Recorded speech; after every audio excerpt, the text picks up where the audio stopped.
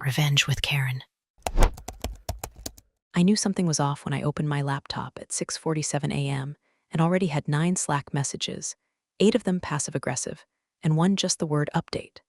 From our new CRO, Jason. That man typed like a toddler playing Wall Street, no punctuation, all caps, and enough condescension to fuel a midlife crisis. My coffee hadn't even brewed yet, and he was already demanding numbers he didn't know how to read. The kicker were my numbers. Stabilized accounts I'd saved from collapse 6 months ago during the great client retention fire drill of Q1. Back then, Jason was still busy buttering up the CEO on golf weekends and referring to himself as a scalpel for inefficiency.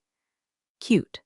I was the one actually cauterizing the wounds, renegotiating contracts, juggling account teams, chasing down legal to fix language and data processing clauses no one else even knew were outdated.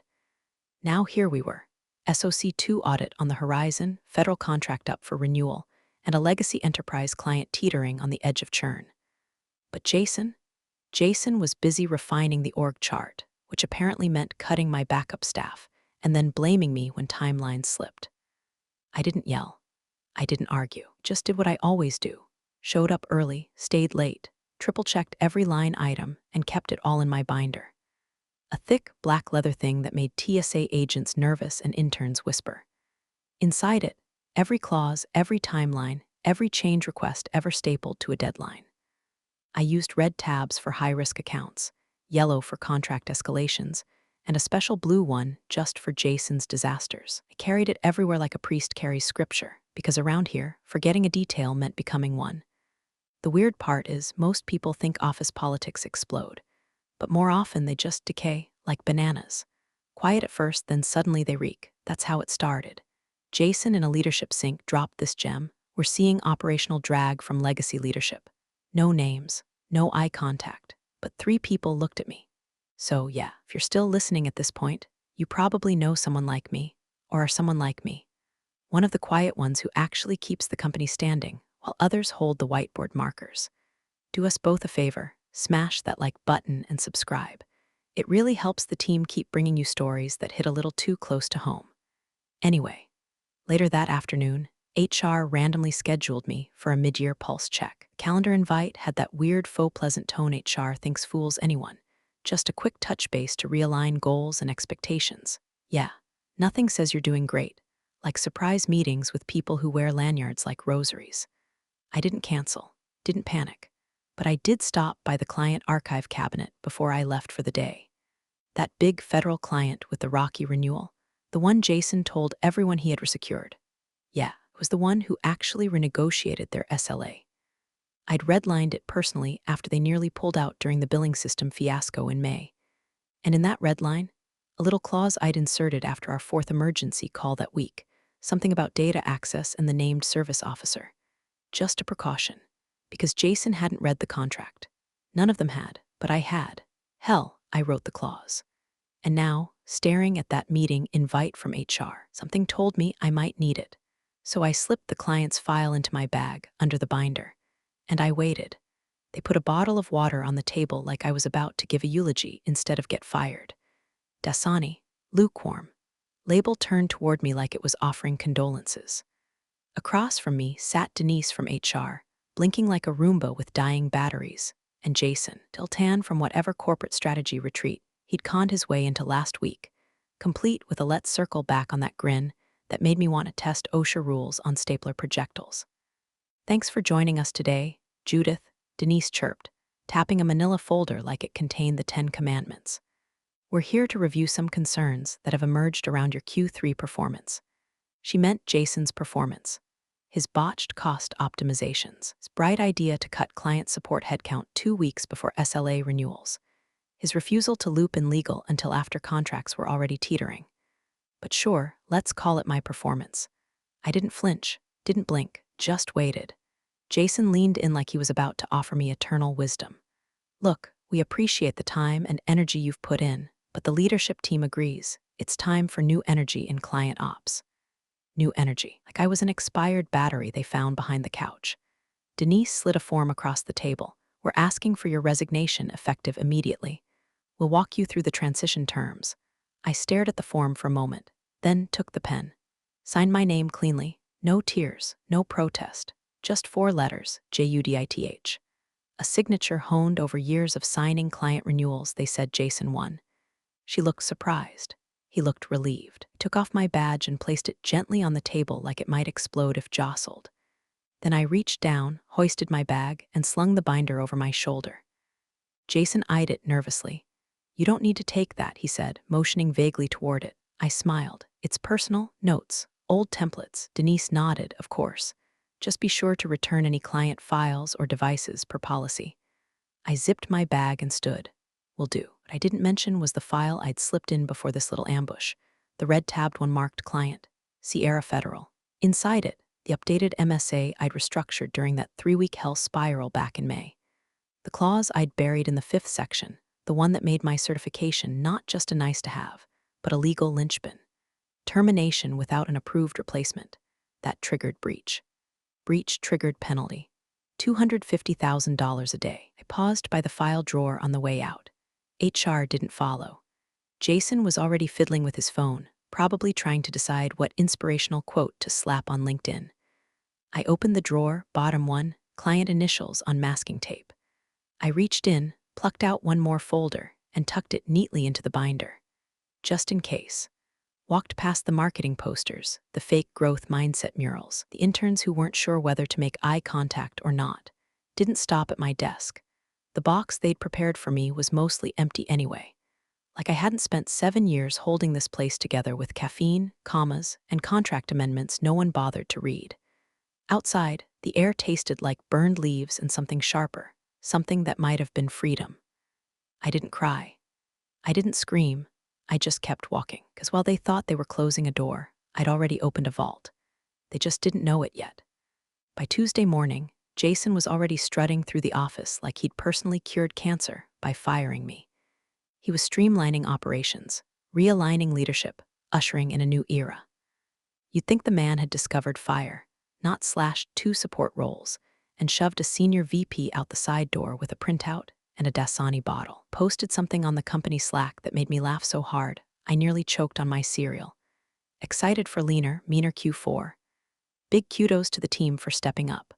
Underneath it, 24 green circle middle managers replied with thumbs-ups and clapping emojis like seals begging for sardines. My desk, had already been wiped by interns and filled with someone's fake fiddle leaf fig and a framed quote. "Make it happen."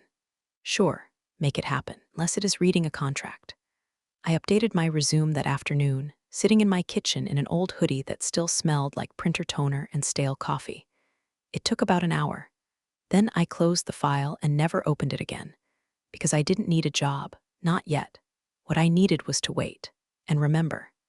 The flashback hit mid-scroll through LinkedIn job posts, each one blurrier than the last, each requiring cross-functional synergy and a tolerance for endless Zoom fatigue. My brain rewound, sharp and vivid, to that day back in May. The day the Sierra Federal account almost imploded. We were on call number 4 of the week, and the client's procurement lead, Marcia, was not in the mood. She'd just torn into Jason for ignoring escalation protocols and nearly botching the rollout of their secure portal. He, of course, was mysteriously in flight and had left me to mop up the mess. "Judith," she snapped, "if I don't see language in the MSA that guarantees you stay our point of contact, we're done. I don't want to talk to your revolving door of junior VPs." So I did what Jason couldn't. I listened. And then I acted. After that call, I stayed late. Real late. Slid into the legal team's shared drive, pulled up the latest MSA version, and opened a redline doc. Added a clause, buried it mid-document, nothing flashy. Just a clean sentence. In the event the named service officer is terminated, reassigned, or removed without prior written approval from the client, the agreement shall be considered in breach, incurring a penalty of $250,000 per business day.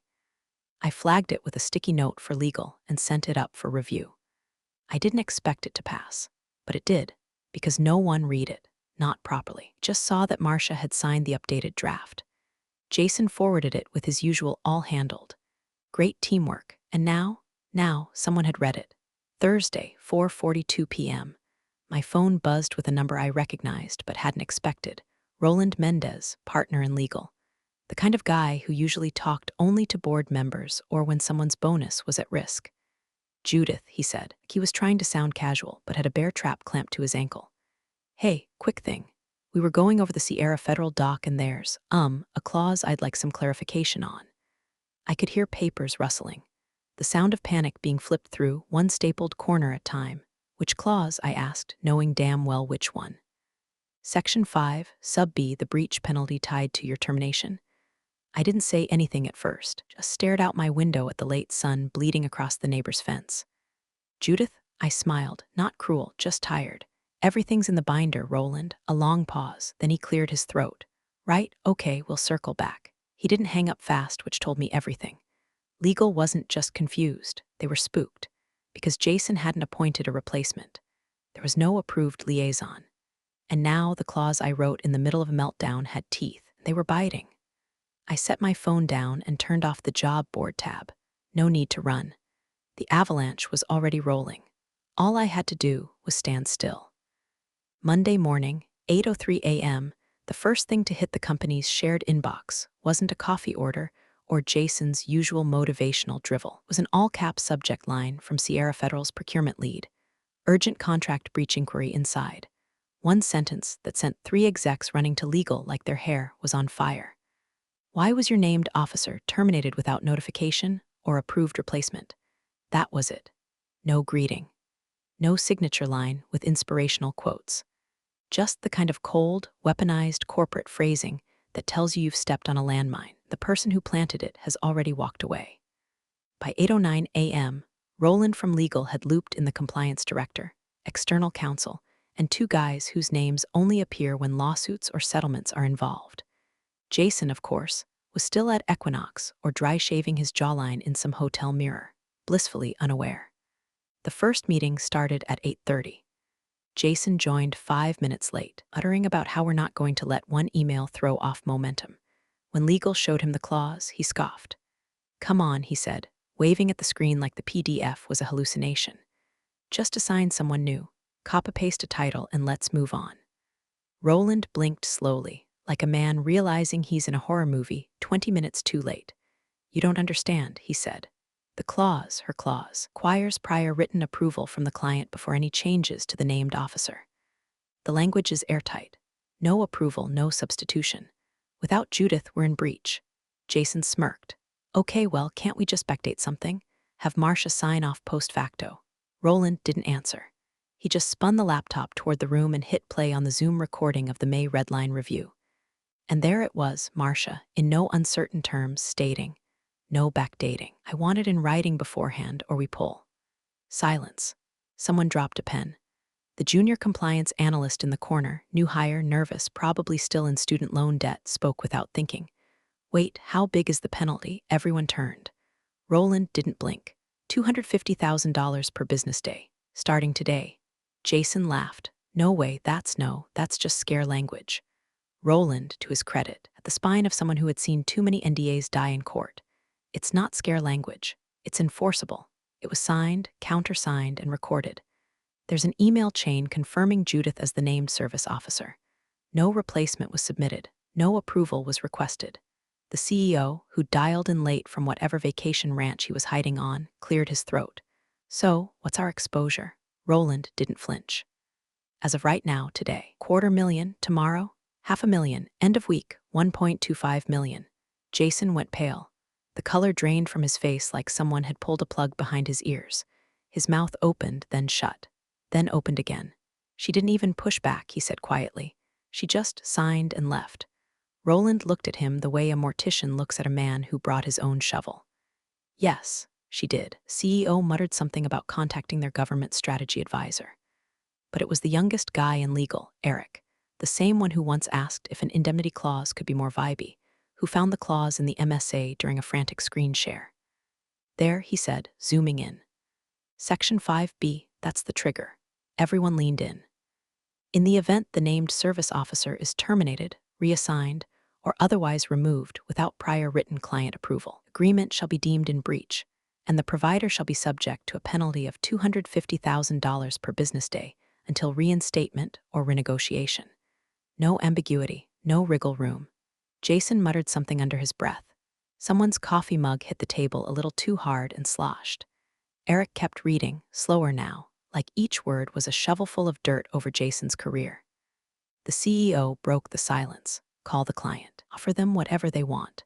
But Marcia wasn't answering. And Judith was silent, still. But that silence was starting to sound like thunder. The thing about Judith was she never bragged. Never bragged, never barked, never played the backslapping game that got you fast-tracked to VP if you knew how to say synergy with a straight face. She just worked. Quietly. Efficiently. And always with that damn binder under her arm, the one everyone used to joke about, till the joke stopped being funny. Monday, 11:07 a.m. They pulled in her old team lead, Marcus, to verify documentation. Translation: root through the wreckage and hope to find a technicality they could use to slow the bleeding. He hadn't been invited to the earlier panic session. He was too junior and too loyal to Judith. But now that things were unraveling like a party balloon in a bonfire, they needed anyone who might speak fluent Judith. Marcus didn't say much as he sat in her old desk chair, the seat still warm from its new occupant. Some wide-eyed project manager Jason had pulled from sales ops. He flipped open the black binder. The interns had shoved it in a drawer, probably thinking it was old meeting notes. Wrong. Marcus pulled the tab labeled SF Client Amended MSA May and laid it on the conference table like he was performing a ritual. Jason raised an eyebrow. Roland from legal leaned forward. A few others took nervous sips of coffee. And then Marcus cleared his throat. "I'm going to read Section 5B, he said. His voice was steady. Cold, like he already knew what he was about to detonate. The room went still. In the event the named service officer is terminated, reassigned, or otherwise removed without prior written client approval, the agreement shall be deemed in breach. The provider shall be subject to a penalty of $250,000 per business day until reinstatement or renegotiation." Silence. Jason blinked like he was trying to read subtitles on a movie he didn't know he was in. Then Marcus looked straight at the CEO, who had just joined in via speakerphone. "Sir, please tell me you didn't fire her without review." A beat. Then crash. Someone's coffee mug shattered on the floor. Ceramic everywhere. Junior associate stammered an apology and dropped to clean it up, but nobody moved. All eyes stayed on the binder. Jason opened his mouth to speak, then closed it. He looked like he was trying to remember his blood type. The CEO's voice crackled through the speaker. We assumed the clause was standard."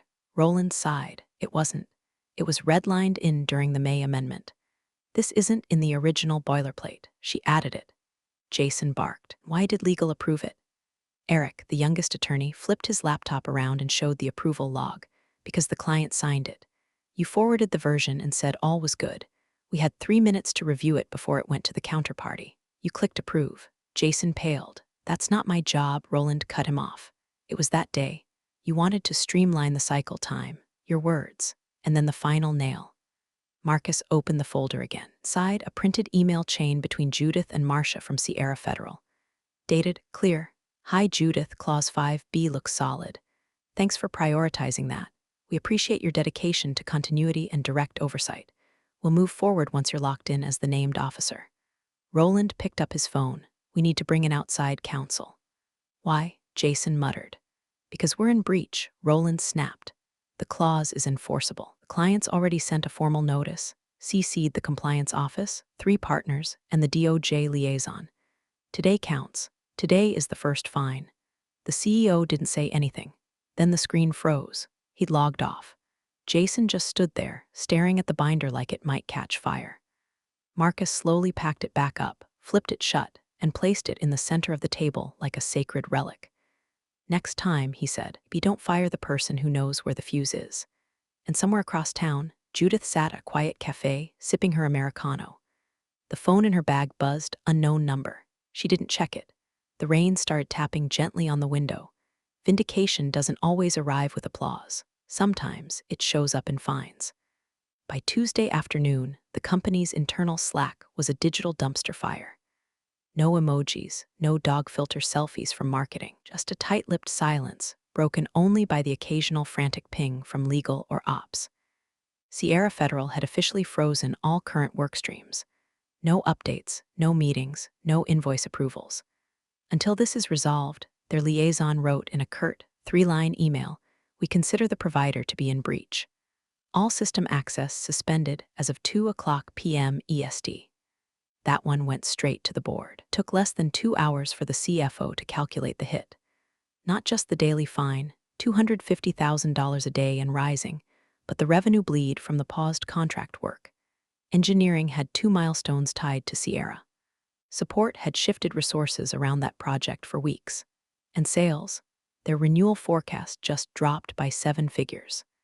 Jason, bless his heart, tried to spin it. Called an emergency all-hands meeting where he showed a 6-slide deck titled The Path Forward, which included a stock photo of a mountain peak and some boilerplate about resilience through turbulence.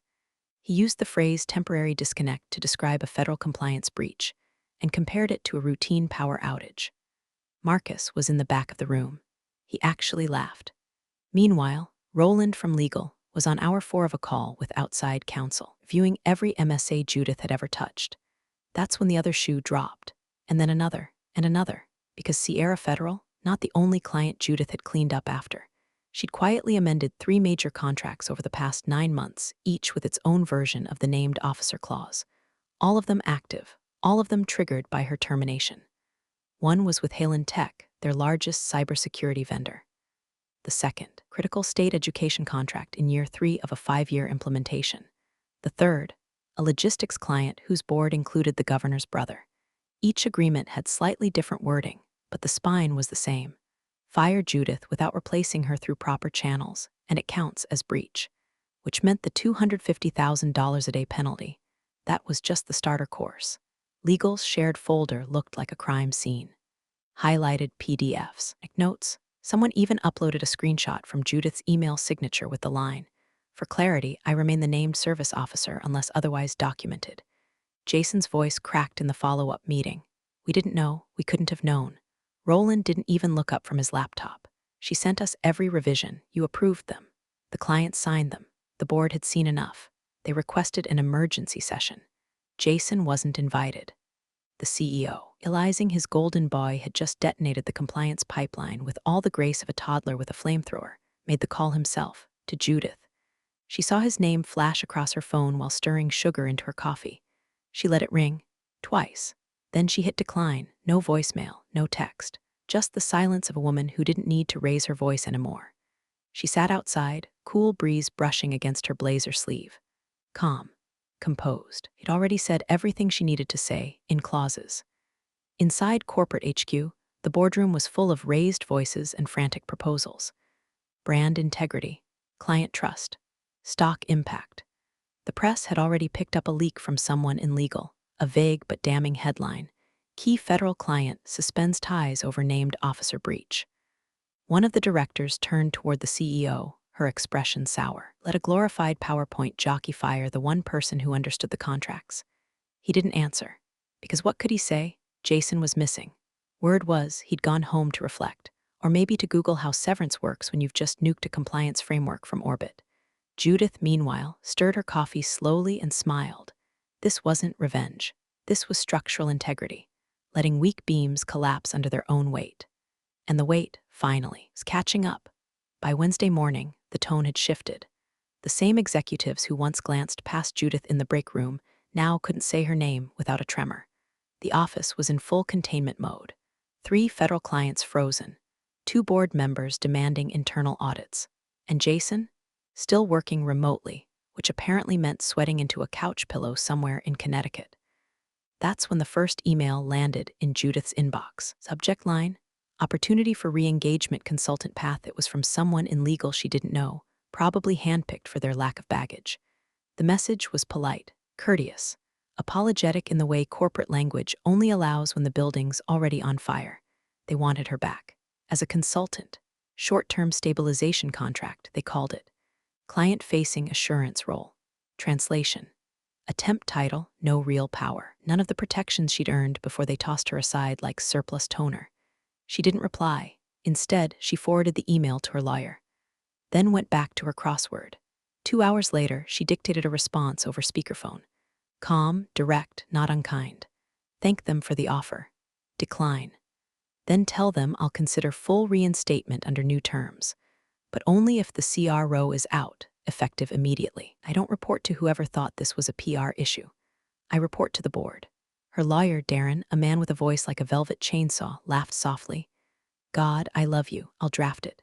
Judith hesitated. Her stomach fluttered, a sudden twitch of doubt. She'd never done this, never negotiated from above, never asked for more than what she could prove. But now she wasn't just the fire extinguisher they'd used and shelved.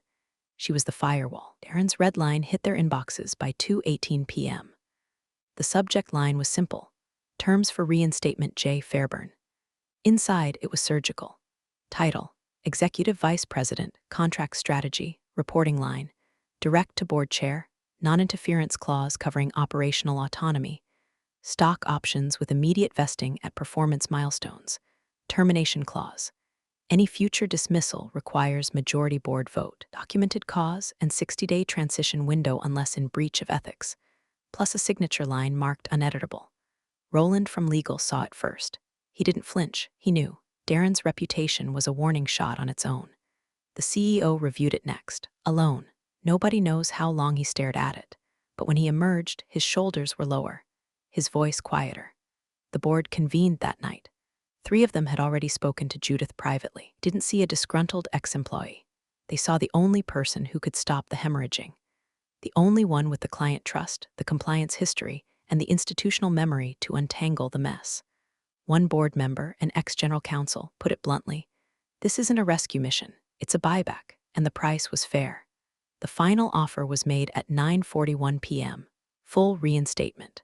Her terms: CRO to be transitioned out by end of week. Didn't beg, didn't grandstand. They simply asked when she could start. Judith didn't answer immediately. She took a walk instead. Cool air, empty sidewalks. The kind of night that felt clean, like a reset button had been pressed somewhere cosmic.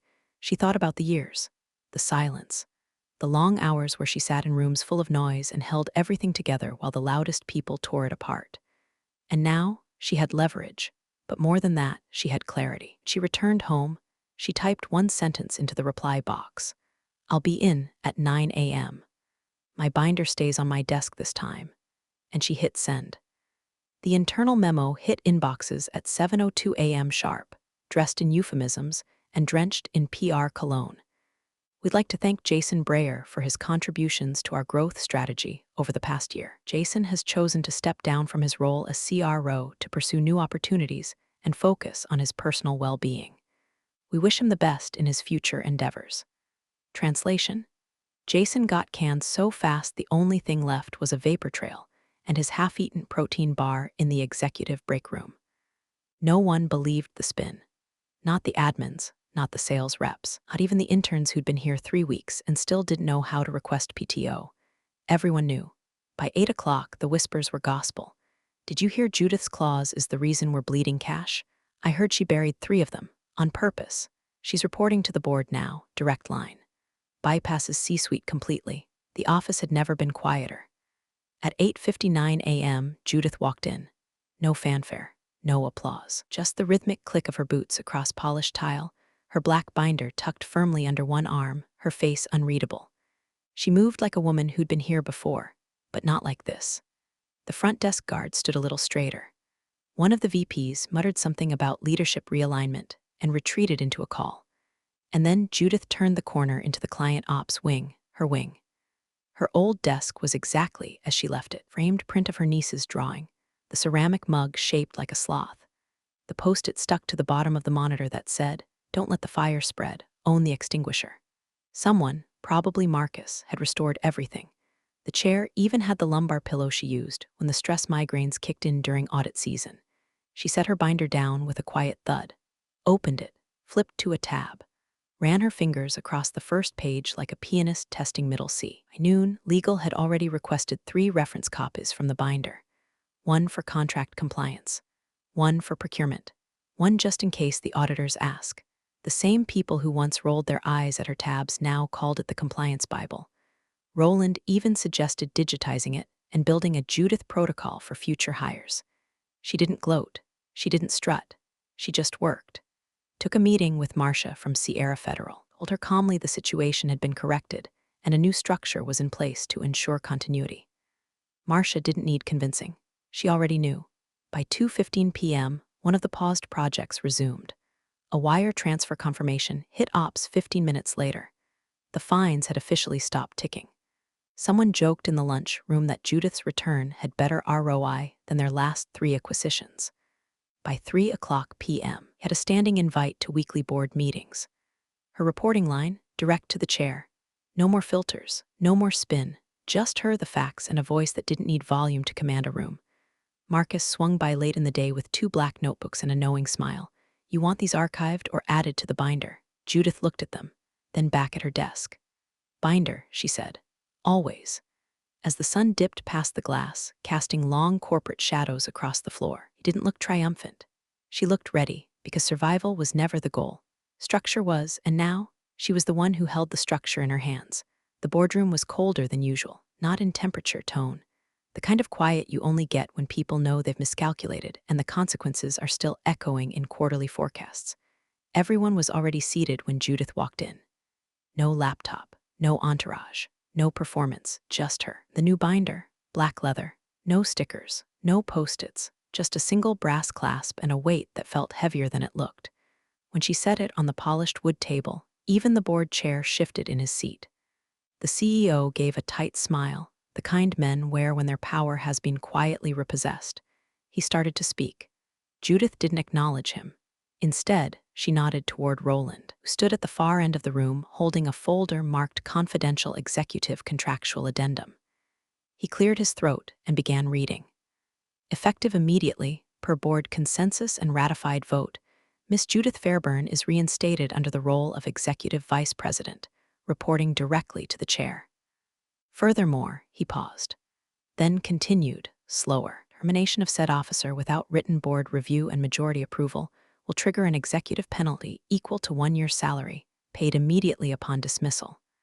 Judith didn't blink. Neither did the board. The CEO shifted. That wasn't. She opened the binder, pulled a single sheet, slid it toward him like a blackjack dealer who just drew the ace. On it, the updated MSA framework for all federal and enterprise clients. Each clause indexed, each one reviewed, each one her work. The CEO stared at it, no words. Judith finally looked at him, calm, measured. Let's never miss our targets again. She closed the binder with a soft click that sounded somehow like a gavel. The board chair nodded once. Thank you, Miss Fairburn. Welcome back. No applause, no banners, just respect. The earned kind. Outside the room, her name was already being added to the directory, but not under her old title. No more VP, no more client ops. Chief Contract Strategy Officer. The office that used to belong to Jason, the one with the corner windows and the obscenely large acrylic desk, was now hers. Cleaned out, sterilized, the smell of expensive failure still faint in the air. Her binder sat neatly on its center, flanked by fresh copies of every current MSA. A new plaque was mounted just outside her door. J. Fairburn CCSO. Judith stared at it for a moment. Not with pride, with precision. Because this wasn't revenge, it was restoration. They had discarded her as paperwork. She returned as policy. And now, her silence wasn't the absence of sound. It was the final clause, one they could no longer afford to overlook. Big thanks, you legends of the old office days. Subscribe to keep the switch-flicking chaos alive. Your ex-boss is shaking in their loafers.